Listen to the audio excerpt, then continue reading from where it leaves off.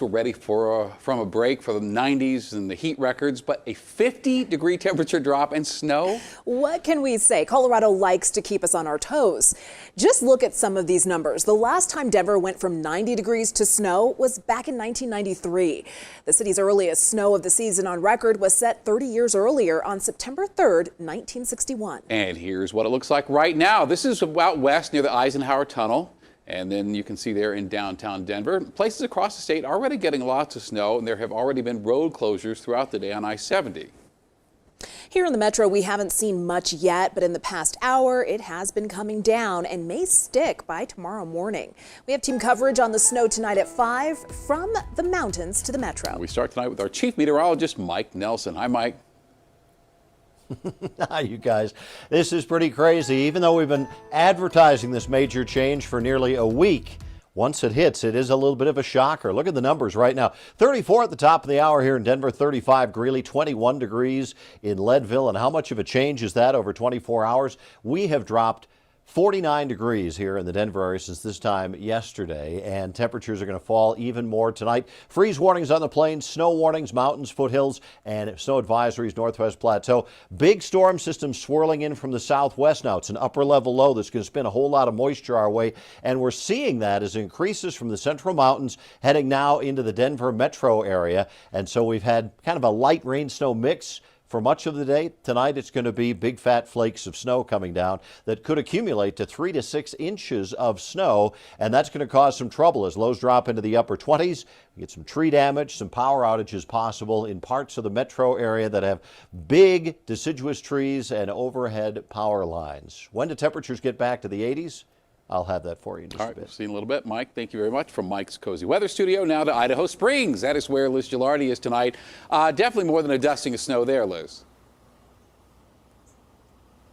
Well, you know, the snow is really starting to pick up. It was just kind of lightly falling an hour ago, and now it's coming down pretty well. And you can see, you know, there's tables outside. I'm sure people were sitting out here yesterday, but now everything is just covered in snow. No one wants to sit outside today. It is a drastic difference.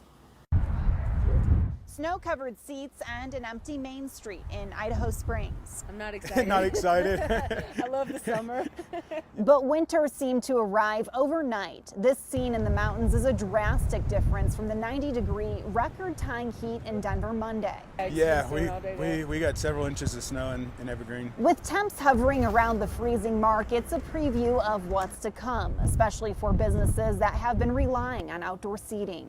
Well, we lost 7 tables. Because we have 7 tables out here. We're only allowed 5 tables inside right now because of the social distancing and the 50% capacity. But this taste of winter won't last long. It's kind of a freaks cold and snowstorm right now, and I think we'll be back to, you know, our normal that we've had all summer by this weekend.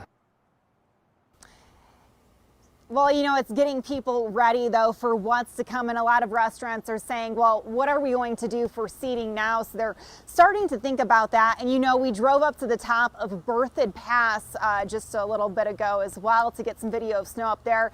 And let me tell you, it was completely different.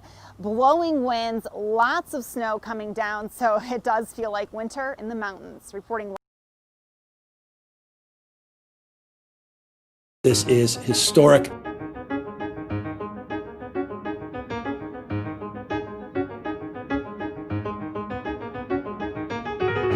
Yeah, it's moving fast. The wind is not any help.